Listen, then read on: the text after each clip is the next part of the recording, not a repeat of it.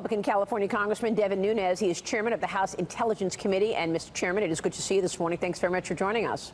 Great to be here again. Well, now Brett Kavanaugh will start his new job pretty soon, next week, on the Supreme Court. Your reaction to what has taken place this weekend? Well, I'll tell you, it really shows the divide between what you have in Washington, D.C. and New York City and that whole beltway and all the big cities in America who have been buying into this mob-like mentality of opposing a Supreme Court justice nominee for apparently no reason. In contrast, Maria, I've been out here in the rural part of California in my district for the last week, and I cannot go anywhere, to any coffee shop, any grocery store, anywhere, without somebody bringing up Judge Kavanaugh and how upset they are, not only by what they're doing to him and his family, but also by the behavior of politicians. And it looks like total chaos in Washington, D.C., when really the opposite is true. We've never had it so good in this country. Well, you know, when you look at the outcomes that the president has had, they've been very positive, from economic to obviously the judge namings, judicials, as well as obviously the Supreme Court. But it's interesting to see the hate coming from the left. I mean, Susan Collins voted, obviously very important to get her vote to confirm Kavanaugh. She's been flooded with abusive tweets, threatening death, violence. To Susan Collins. We see the protesters continuing. Where do things go from here, Congressman, given the level of hate and upset on the left and the shaming tactics? Well, I think this is what you've been seeing for the last 2 years. It's been done to the President of the United States. You've got a bunch of billionaires working with the fake news media and the Democratic Party to bring up hoaxes, fake news stories. They rile up their base, and now you have a whole bunch of Americans out there, you know, who believe things that just aren't true. So you couple that with what you've seen with all these crazy protests, and you know, when you actually ask, what are you protesting about? They can't answer the question, right? And you cover this every day on your show.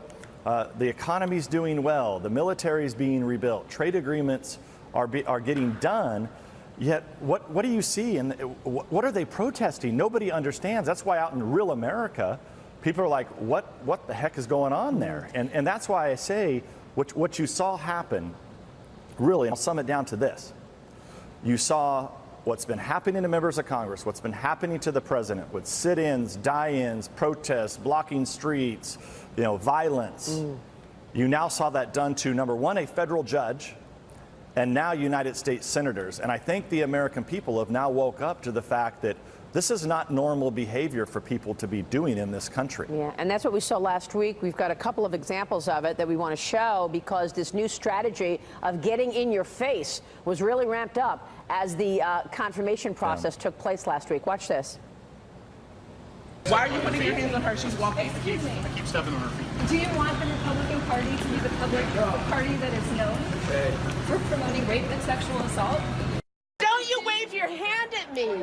I wave my hand at you. When you grow up, Robinson. When I grow up, how dare you talk to women that way? Don't put a liar on the court. Don't put a liar on the court. Don't put a liar on the court.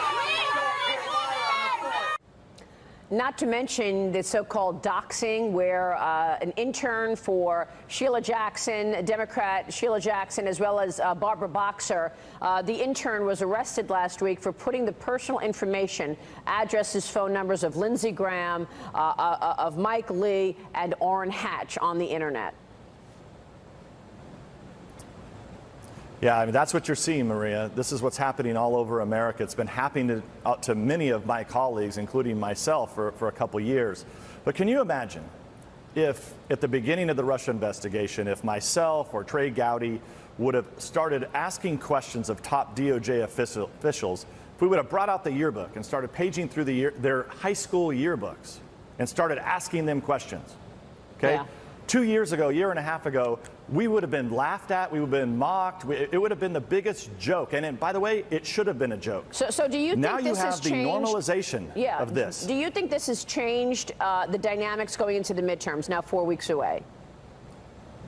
I do, because most Americans know it's absolutely ridiculous to have United States senators asking a federal judge about his yearbook.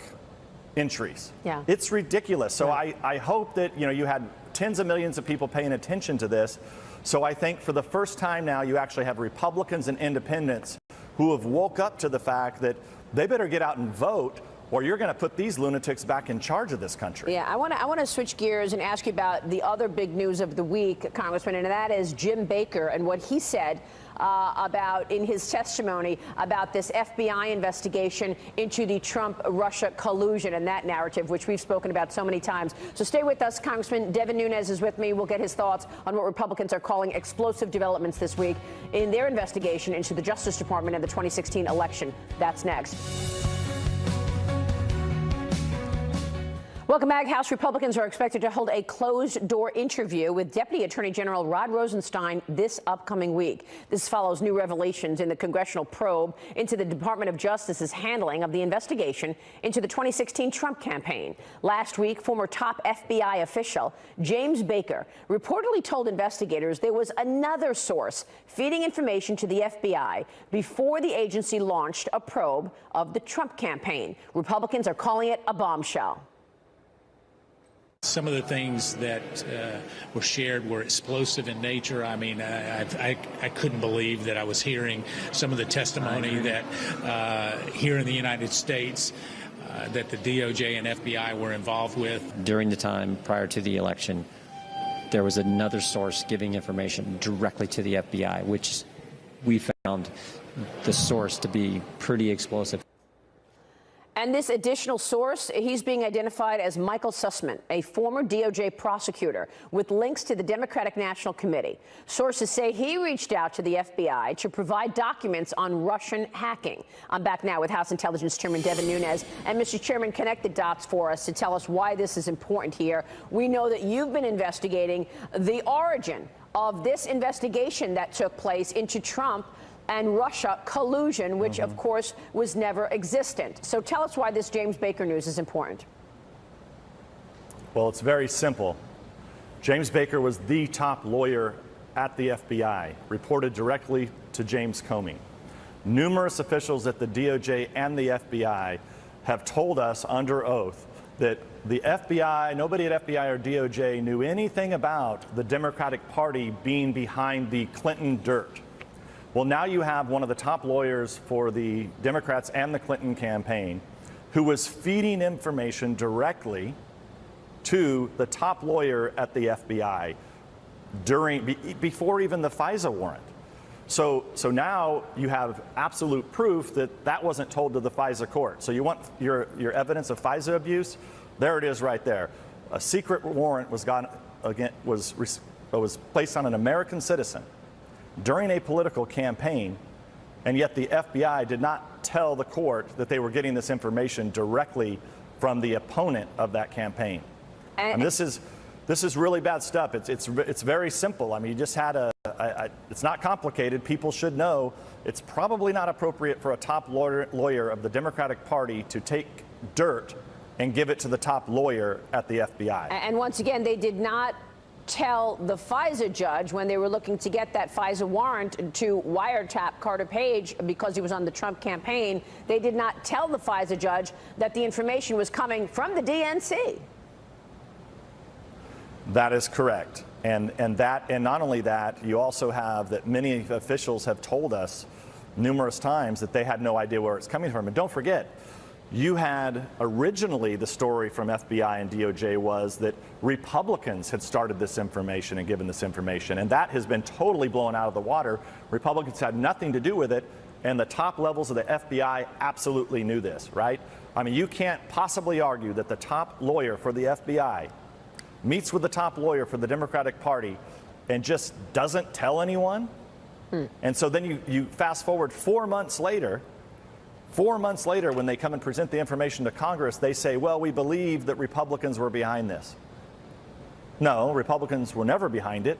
You knew the whole time who was behind it, the Democrats were, and it was so explosive and so damaging that that's why they didn't want us to know. And this is why the President of the United States has got to declassify the information we've been asking for. If he doesn't declassify it, he's going to let these criminals, this criminal activity and fraudulent behavior, people are going to get away with it if this information is not declassified so that all the American people well, can you're see. 4 weeks away from the midterm elections. Is he going to declassify before the midterm elections? I mean, this seems to be a critical piece of information that the American people need to know.